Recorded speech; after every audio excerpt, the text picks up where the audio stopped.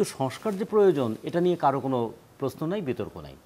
আমাদের পুলিশকে যে সংস্কার করা কত দরকার, এবার পুলিশের ভূমিকা এবং পুলিশের প্রতি মানুষের যে মনোভাব, এখান থেকে এটা পরিষ্কার হয়ে গেছে।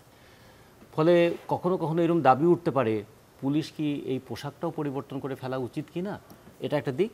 দ্বিতীয়ত, পুলিশকে একটা রাজনৈতিক লাঠিয়াল হিসেবে ব্যবহার করার সেই যে 1861 সালের পুলিশ আইন, সেটা দিয়ে যে চলছে, এটা আর কতদিন? এখন আমরা এরশাদ বিরোধী আন্দোলনের সময় বারবার এই প্রশ্নটাই আমরা করতাম যে পুলিশ তুমি কার?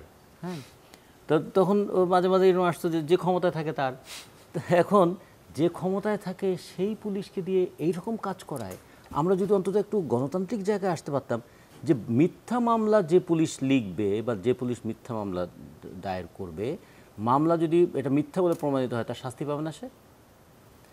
তাহলে যদি বলি যে অজ্ঞাতনামা আসামি করে হাজার হাজারকে আসামি করে তারপর গ্রেপ্তার বাণিজ্য করা হবে, সেটার বিরুদ্ধে কোনো ব্যবস্থা নেওয়া যাবে না।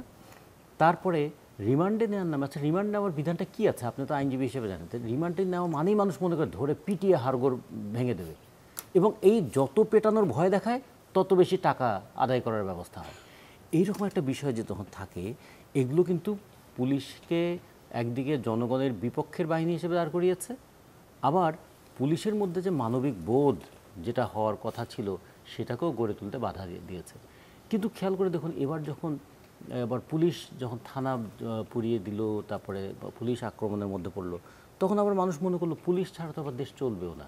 তার মানে একটা অদ্ভুত ব্যাপার যে পুলিশের প্রতি মানুষের ক্রোধ আছে, আবার পুলিশের প্রয়োজনটাও আছে। এইখানে একটা ডেমোক্রেটিক একটা কালচার তৈরি করা দরকার, সেটা হলো পুলিশের দিক থেকে আসবে। সে কারণে আমরা বলি পুলিশ বাহিনীর একটা সংস্কার খুবই দরকার। সেটা কি প্রক্রিয়া হবে? ধরুন গত কয়েকদিন ধরে পুলিশ বাহিনীর ভেতরেও অনেক ক্ষোভ, বিশেষ করে সিনিয়র অফিসারদের ব্যাপারে পুলিশের ভেতর থেকে অভিযোগ এসেছে যে তাদের দলীয় অবস্থানের কারণে আসলে পুরো বাহিনী কলঙ্কিত হয়েছে, প্রশ্নবিদ্ধ হয়েছে। তাহলে এই যে এত অফিসার, তাদের কি হবে? দুটো কথা তারা বলেছে, আমার কাছে খুবই দারুণ লেগেছে এটা।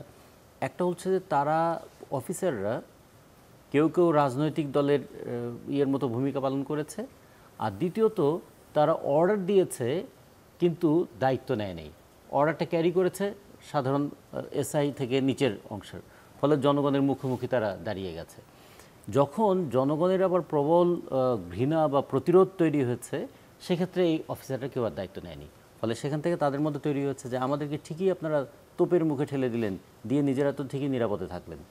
এর সঙ্গে যুক্ত হয়েছে যে ক্ষমতাসীন দলের কত ধরনের সুবিধা নিতে পারে বড় কর্মকর্তারা, এবং ক্ষমতাসীন দলকে কত বেশি সার্ভিস দিতে পারেন এই সমস্ত দল নেতা বড় কর্মকর্তারা, এটার ব্যাপারে সাধারণ পুলিশদের সঙ্গে একটা তাদের অফিসারদের একটা বিরোধের জায়গাটা আমরা লক্ষ্য করলাম। এই ক্ষেত্রে আমার মনে করি এটা চিহ্নিত করা উচিত আমাদের। এটা চিহ্নিত করার জন্য খুব বেশি লাগবে না। আমরা যদি অন্তত যে একটা ফ্যাক্ট ফাইন্ডিং কমিটির মতো করা যায় যে কোন কোন পুলিশ কর্মকর্তারা এই কাজ করেছিলেন, কিছু পুলিশ কর্মকর্তাকে শাস্তি দেওয়ার জায়গায় নিয়ে আসতে হবে। তা না হলে এখানে এটা মানে জনগণের মধ্যে স্বস্তির জায়গাটা তৈরি হবে না। আবার যে জিনিসটা একটু তৈরি করা দরকার, যে পুলিশ জনগণের সেবক বা জনগণের বন্ধু, আমাদের বন্ধু হওয়ার দরকার নেই, জনগণের বন্ধু হতে গেলে সমস্যা আছে। অন্তত সার্ভিসটার দিক জনগণকে কী কী সার্ভিস দিতে পারে। একবার হাসতে হাসতে একজন বলেছিল যে আমার বাসায় যদি চুরি হওয়ার পর যদি 2 লাখ টাকা জিনিস চুরি হয়, থানায় যদি আমি জিডি করতে যাই, তাহলে আমাকে লিখতে হয় যে 2 লাখ টাকার পরে আরও যদি আমার জিডি করার জন্য আবার 1000 টাকা দিতে হয়, তাহলে লিখতে হবে 2,01,000 টাকা আমার চুরি হয়েছে। তার মানে এটা একটা অলিখিত নিয়ম হয়ে গেছে আমাদের এখানে। এগুলোকে পাল্টানোর একটা চেষ্টা করতে হবে। প্রয়োজনে পুলিশের এক ধরনের বলবো যে একটা মেন্টাল মেকআপটা পরিবর্তন করা যায় কিভাবে, সে চেষ্টাটা আমাদের করতে হবে। পুলিশের সঙ্গে জনগণের যে বিরোধাত্মক সম্পর্কটা তৈরি হয়েছে, এটা পরিবর্তন করার চেষ্টা করতে হবে। এটা করতে গেলে শুধু পুলিশ দিয়ে হবে না, এর সঙ্গে আমাদের প্রশাসনটা লাগবে। আমাদের প্রশাসনের অবস্থাটা দেখুন, যেটা ভাই বলবেন ভালো মতো। প্রশাসনরা, আমরা প্রজাতন্ত্রের কর্মচারীরা, তার মানে পাবলিক সার্ভেন্ট, তাদের অ্যাটিটিউডটা এরকম, তারা পাবলিককে সার্ভেন্ট বানিয়ে রাখতে পারে কিনা, সেই জায়গা থেকে তারা কিভাবে নিজেদেরকে মুক্ত করবে।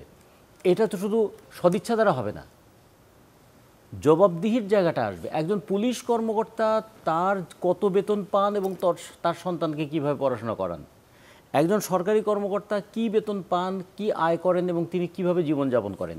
আমাদের যে সংবিধানের 20 নম্বর অনুচ্ছেদে আছে যে আয়ের সঙ্গে অসঙ্গতিপূর্ণ মানে সম্পদ সেটা থাকলে সেটা বাজেয়াপ্ত করার যে বিষয়টা আছে।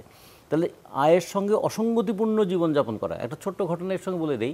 স্বাধীনতার পরপরই আপনার তো খুব ভালোই মনে আছে যে তাহের সাহেব, তিনি কর্নেল তাহের, তিনি কিন্তু ঢাকা ক্যান্টনমেন্টে একবার এই অভিযানটা চালিয়েছিলেন। তিনি ঘুরে ঘুরে দেখেছিলেন যে সেনা কর্মকর্তাদের মধ্যেও কাদের বাড়িতে কি কি ধরনের মানে বিলাসী দ্রব্য আছে এবং সেগুলো নিয়ে তিনি পুড়িয়ে দিয়েছিলেন।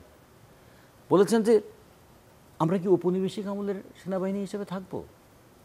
তাহলে কোথা থেকে এই সম্পত্তিটা এলো, কিভাবে এলো?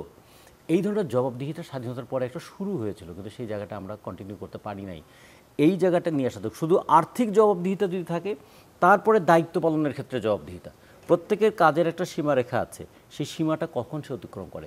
কয়েকদিন আগে আপনাদের এখানে একবার কথা প্রসঙ্গে বলে গিয়েছিলাম যে কখনো কখনো আমাদের রাজনৈতিক দলের নেতারা পুলিশ কর্মকর্তাদের মতো করে কথা বলেন, আর পুলিশ কর্মকর্তারা রাজনৈতিক দলের নেতার মতো বক্তৃতা করেন। এইগুলো একটু বন্ধ করা দরকার। এইটার তার সঙ্গে যে জিনিসটা, যে দেশে যদি একটা গণতান্ত্রিক জবাবদিহিতার জায়গা না থাকে, তাহলে পুলিশ এবং প্রশাসনকে আমি কীভাবে গণতন্ত্রের আওতার মধ্যে। একটা কথা বলে একটু শেষ করি। 2014 সালের নির্বাচন, 2018 সালের নির্বাচন এবং 2024 সালের নির্বাচন কাদেরকে দিয়ে করানো হয়েছে? পুলিশকে দিয়েই তো, প্রশাসনকে দিয়েও তো, এমনকি স্কুলের শিক্ষকদেরকে দিয়ে তো।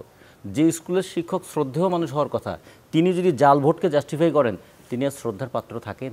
ফলে রাজনীতিতে যতক্ষণ পর্যন্ত এই বিষয়গুলো আমরা আনতে না পারবো, ততক্ষণ পর্যন্ত পুলিশ, প্রশাসন এবং আমাদের শিক্ষক সমাজ পর্যন্ত তাদেরকেও আমরা কিন্তু একটা জবাবদিহির মধ্যে আনতে পারবো না।